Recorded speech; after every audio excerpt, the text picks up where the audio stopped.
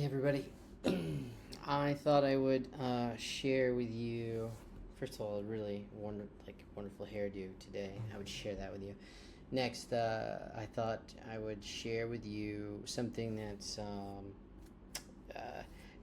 somewhat embarrassing for me to share, and that's I worked with a motivational speaking coach a year and a half, 2 years ago, something like that, and created some material, but then kind of set on it because I didn't feel worthy to pretend to be a motivational speaker. I didn't feel like it felt right or authentic to go around really truly saying I'm a motivational speaker and you should hire me and all that. That's just my lack of self-confidence, and it just seems like a disqualifying factor for a motivational speaker.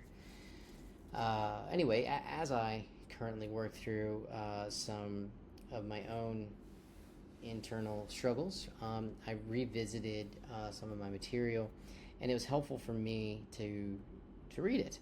It was helpful for me to be reminded of it, and to remember what I worked on and believe, and remember these thoughts that authentically did come from me and through my story. So I wanted to share it, knowing up front that after rereading it, it needs some evolving, it needs some evolution, it needs some judging, but let me share it, and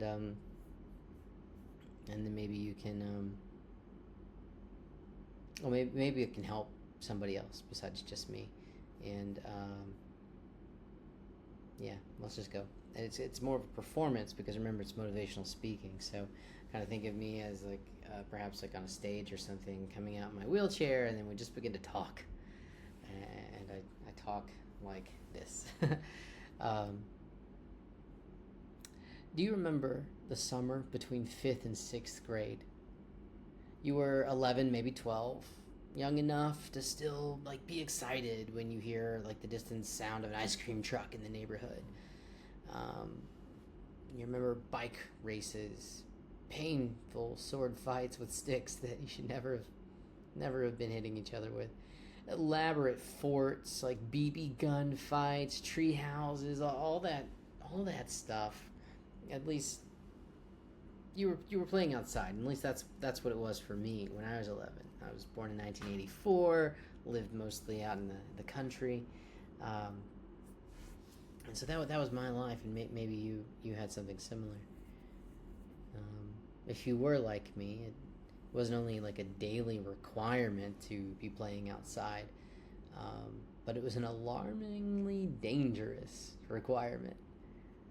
Because when you're 11 years old, you're old enough to experience less supervision, but bold enough to think that you just might be invincible. Maybe that was just me. But you may remember that around this time, most schools started to offer electives like band or orchestra, football, or art classes. And for the first time in your life, you get to control and start shaping your own future. Like all the questions about what do you want to be when you grow up are finally turning into answers that you can act on. And even the poorest kids from East Texas, like me, could dream the biggest dreams, and no one would dare tell you that they were out of reach. Now, imagine yourself at 11 years old, living in a time and a place where riding your bike a quarter mile down to Grandmama's house was a daily summer activity. Now, who were you riding with? For me, it was my brother. He was a year older, but at least an inch shorter. Anyway, you're at Grandmama's, telling her how excited you are about because you're about to try out for the orchestra, and you've had your eye on the violin for a long time. They were a little upset that I didn't call it a fiddle, being from East Texas, but I was always a little different. And just as your excitement is about to reach the peak of its crescendo, that's a music term, and that crescendo is suddenly broken with a ring from the telephone. A frantic voice from the other end says, "Are the kids with you? Our house is on fire." That was Dad's voice. Now, I didn't know it at the time, But the sinking feeling from my throat, through my heart, and deep into my gut was more than just a moment of shock. It was the first time I had felt raw helplessness. And it was slowly burning its way down through my soul. My brother and I raced to our bikes and we pedaled home as fast as we could. We got there in time to watch our entire house burn to the ground.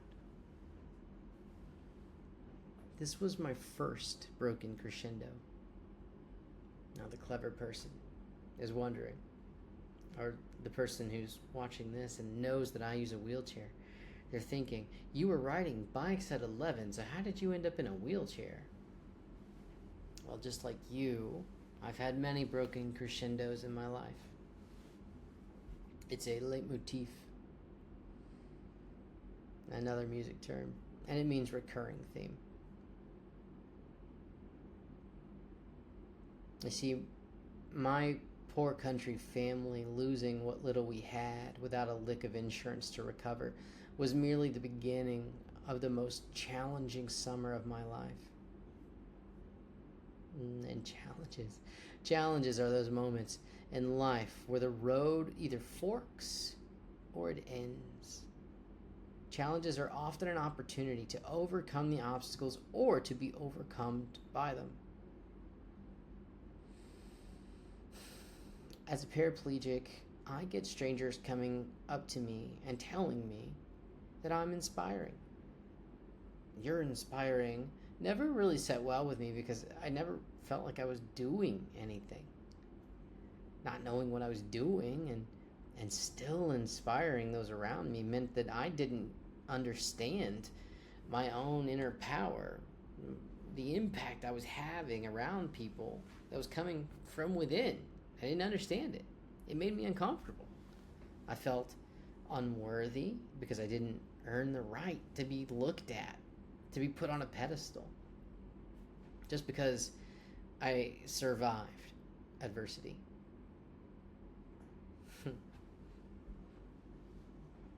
Man, we celebrate those who overcome adversity, don't we? How we get inspired when dreams come true despite all the odds. How empowered we feel by the story of the underdog who should have had no hope, but somehow mustered the courage to take on the challenge anyway. Now, we put these characters of these stories on a pedestal and we think of them as heroes. And we store that feeling of being inspired in our hearts. And we try to tap into it when we feel like there's not enough strength within ourselves. I think one of the greatest lies we tell ourselves is, I cannot overcome my challenges without first borrowing the strength of someone else. I know I'm guilty of that. I'm here to tell you a little secret. And you might not like it at first, but it's only when you are faced with overwhelming adversity that you realize those heroes can't actually come to help you. No matter how many stories you know of others overcoming their greatest obstacles, you'll find that tapping into their courage will fall short of being empowering to yourself. It won't help you empower your own courage. The truth is, well, that you don't need to look outside yourself to find inspiration or to find power. But when you look inside yourself, what are you inspired with? And does it empower you? When people tell me that I'm inspiring, well, that's just like saying, oh, you're breathing, that's amazing. I mean, we all breathe whether we intend to or not. We all inspire others whether we intend to or not. But what do you inspire in others?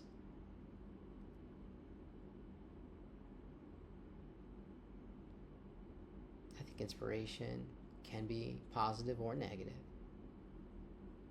I know in my darkest moments, when I look inside, I don't inspire positive things.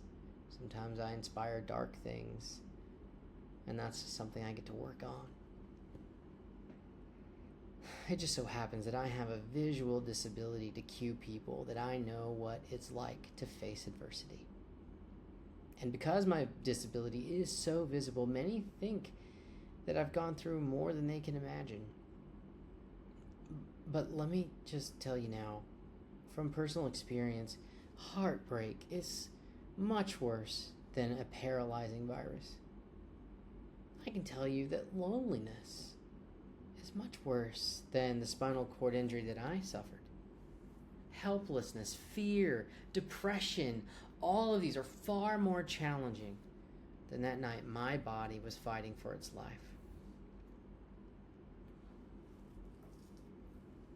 You see, we probably have a lot more in common than you thought. You could take me off your pedestal and then we can actually get to work. Because I'm not here to inspire you. I'm here to empower you, that you may inspire yourself and others, and help you inspire them with purpose and with power that only you can bring to those around you. All right, and then that's it. That would be the end. I'd ask them to clap furiously, and that's it. But yeah, I just wanted to share that with you in case it could help. And now I'm also encouraged to go back and work on this and update it a little bit, because I have my own darkness that I'm working through, and yeah, and I think it's important to put self-care and mental health up high on my list of priorities. And so the internal work has only just begun and shall continue. Hope this is helpful. Have a great day.